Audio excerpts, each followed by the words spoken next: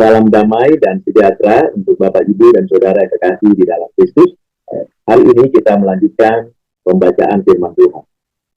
Firman Tuhan yang kita baca dan renungkan diambil dari kitab Keluaran pasal yang ke-24, ayat 1 sampai dengan ayat 11. Demikianlah firman Tuhan. Berfirmanlah ia kepada Musa, naiklah menghadap Tuhan, engkau dan Harun, Nadab dan Abihu, dan 70 orang dari para tua-tua Israel. Dan sudahlah kamu menyembah dari jauh. Hanya Musa sendirilah yang mendekat kepada Tuhan, tetapi mereka itu tidak boleh mendekat. Dan bangsa itu tidak boleh naik bersama-sama dengan dia. Lalu datanglah Musa dan memberitahukan kepada bangsa itu segala firman Tuhan dan segala peraturan itu. Maka seluruh bangsa itu menjawab serentak, segala firman yang telah diucapkan Tuhan itu akan kami lakukan. Lalu Musa menuliskan segala firman Tuhan itu. Keesokan harinya pagi-pagi didirikannya mezbah di kaki gunung itu dengan 12 tugu sesuai dengan ke-12 suku Israel.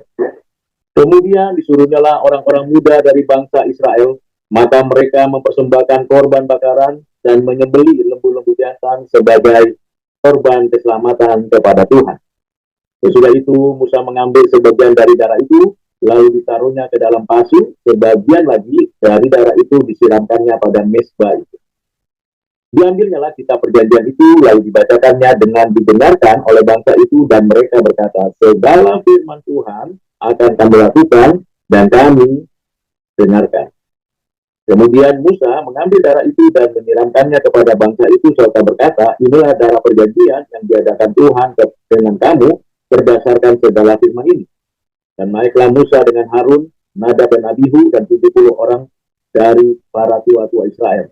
Lalu mereka melihat Allah Israel.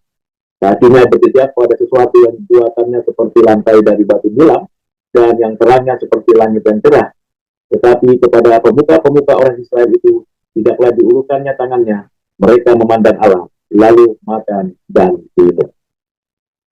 Demikianlah firman Tuhan yang kita sudah baca dan dengarkan. Yang berbahagia ialah kita yang menyimpan firman ini, merenungkannya, mendapatkan manfaat dan bermakna dalam kehidupan kita, agar kita menjadi pelaku firman Tuhan dalam keseharian kita. Bapak, Ibu, dan Saudara yang terkasih di dalam Kristus, dari ayat-ayat yang kita sudah dengar dan baca, kita mendapatkan beberapa pembelajaran penting dalam kehidupan kita. Yang pertama, Tuhan adalah Tuhan yang berfirman. Tuhan berfirman secara khusus menyampaikan rencananya, menyampaikan kehendaknya, menyampaikan perintah-perintahnya. Dan Tuhan mengendaki umatnya untuk melakukan firman-Nya ini. Tuhan mengendaki supaya apa yang dinyatakan ini merupakan perjanjian yang Tuhan berikan, sehingga umatnya memiliki keteraturan di dalam kehidupan, sehingga umatnya memiliki arah ketika mengerjakan aktivitas apapun dalam keseharian, sehingga umatnya selalu mengingat kebaikan, kemurahan hati, dan juga belas kasihan Tuhan. Seperti kita ketahui bahwa Tuhan adalah Tuhan yang telah membebaskan umat Israel, Tuhan adalah Tuhan yang menjaga memelihara umat Israel, dan memberikan firman untuk manusia melalui umat Israel mengenal siapa Allah yang sejati. Melalui firman Tuhan, manusia dapat mengerti bagaimana membangun relasi dengan Tuhan, dengan diri, dengan sesama, dan tentunya dengan lingkungan di mana manusia berada. Hal yang kedua yang perlu kita perhatikan adalah bagaimana Tuhan memberikan perintah kepada Musa. Tuhan mengendaki Musa menulis semua perintah Tuhan ini. Tuhan menyuruh Musa menulis dan menyampaikan isi firman ini kepada orang Israel, kepada umat Tuhan, agar setiap orang Israel patuh kepadanya dan mengikuti apa yang dirancang. Dan Musa melakukannya dengan sungguh-sungguh dan mengerjakan dengan baik. Tentunya semuanya karena kekuatan dan kuasa dari Tuhan sendiri. Hal yang ketiga, Musa benar-benar mengerjakan tanggung jawabnya. Bukan hanya ia mendengar firman, menuliskan firman dalam bahasa manusia supaya manusia dapat mengerti apa yang diberitakan Tuhan. Musa juga menyampaikan firman itu di dalam konteks perjanjian Tuhan dan umatnya. sehingga umatnya mengerti betul bahwa ini adalah serius dan bukan seperti perkataan manusia biasa. Dan yang terakhir, orang Israel merespon dengan sungguh bahwa mereka berkomitmen untuk mematuhi firman, melakukan firman, dan tentunya setia mendengarkan firman Tuhan. Dengan apa yang kita sudah dapatkan dari ayat-ayat ini, kita mendapatkan pembelajaran yang penting untuk kita lakukan setiap hari dalam kondisi saat ini. Kita bersyukur karena Alkitab sudah final. Firman Tuhan yang tertulis sudah ada di tangan kita. Bahkan kita dengan bebas membacanya dalam bahasa kita. Adalah sewajarnya dan seharusnya kita sebagai orang percaya membaca firman Tuhan setiap hari.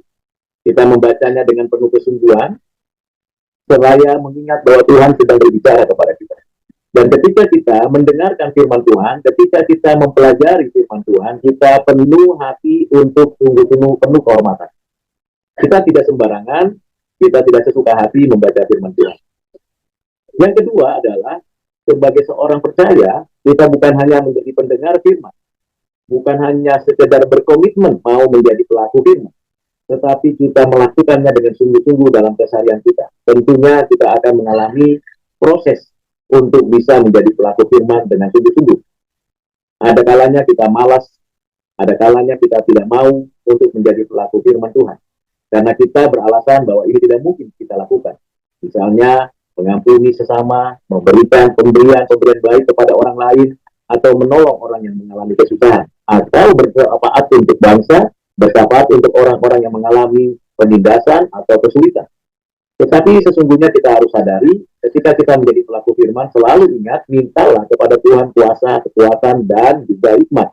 Sehingga kita tidak mengandalkan kekuatan sendiri, atau mengandalkan pengalaman pengetahuan kita ketika kita menjadi pelaku firman. Hal yang ketiga adalah bagaimana kita harusnya bersama-sama merespon firman Tuhan itu dengan sungguh-sungguh. Dan kita bersukacita. Tentunya sukacita kita adalah sukacita karena kita sudah berada di dalam kehendak Tuhan. Dan kita mematuhi langkah-langkah apa yang perlu kita kerjakan. Memberi persembahan kepada Tuhan, membangun banyak orang. Bahkan di dalam sukacita itu kita boleh bersama-sama menikmati makan dan minum. Hal yang penting, yang lain, yang perlu kita ingat adalah bicara tentang perjanjian. Bahwa apa yang dinyatakan Tuhan kepada Musa, dan apa yang didengar oleh Harun, oleh Nadab, oleh Abihu, oleh 70 orang tua-tua dan umat Israel adalah perjanjian. Suatu covenant yang Tuhan kerjakan. Artinya Tuhan sendiri yang mengendaki itu. Bukan keinginan manusia untuk bisa taat, tetapi keinginan Tuhan untuk manusia taat. Tentunya perjanjian ada suatu di dalamnya suatu keputusan. Apabila taat akan hidup, tidak taat akan mengalami penderitaan, bahkan kematian. Sebagai orang percaya yang menyadari adanya perjanjian Tuhan dengan manusia, Tuhan dengan umatnya, maka kita selalu ingat janji Tuhan. Janji Tuhan bukan hal-hal yang manis, yang indah, yang membuat kita puas dan senang, tapi janji Tuhan itu berkaitan dengan kepatuhan kita kepada Tuhan. Kita mengingat, mendengar, mengerti janji Tuhan. Jangan membuat patung yang menyerupai apapun untuk disembah. Jangan menyebut nama Tuhan dengan sembarangan. Ikut dan terlibat di dalam ibadah-ibadah kekristenan. Bahkan selalu hormat kepada orang tua. Dan mencintai sesama. Tidak melakukan kejahatan, penindasan, perbudakan kepada sesama. Bekerja keras sehingga tidak mencuri atau menipu, menghargai kehidupan rumah tangga dan keluarga dan hubungan suami istri atau hubungan seksual, hidup kudus di dalam hal-hal yang seperti itu, dan bahkan punya sikap hati untuk boleh menyatakan kebenaran dalam situasi apapun dengan integritas yang tinggi. Hal-hal seperti itu bisa jadi kita jatuh bangun melakukan, tetapi kita percaya Tuhan menolong kita untuk menjadi pelaku firman Tuhan. Kiranya perjanjian Tuhan untuk kita menjadi pelaku firman dan kita mendapatkan hidup yang sejahtera, kita lakukan dengan penuh sukacita. Tuhan Yesus memberkati Bapak Ibu Saudara. Amin.